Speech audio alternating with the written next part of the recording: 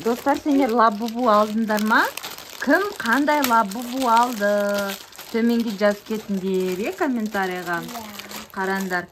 Енді келесінде біз ана Аслай мен Алиханға жұмсақ лабубу келеді.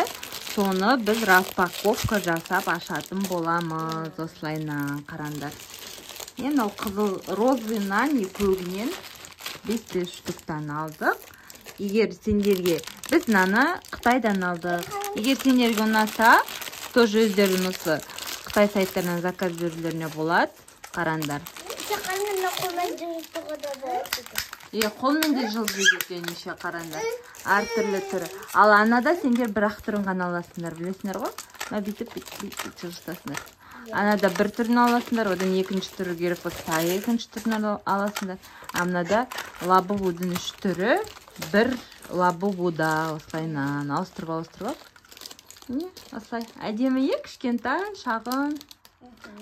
Солай. Достар, сендерге біздің видео ұнаса, лабубу ұнаса, видеоға лайк басыңдар, комментарийға ұмытпаңдар, сендер қандай лабубу алдыңдар? Лабубу алдыңдар ма, или алған жоқсыңдар ма? Астына жаза кетіңдер, кімде бар, кімде жоқ лабубу? Ал достар, давайте келесі кездескенше, келесіде біз басқа лабубуды көрсетеміз. Давайте, пока-пока. Пока, Делихан. Ага, давайте.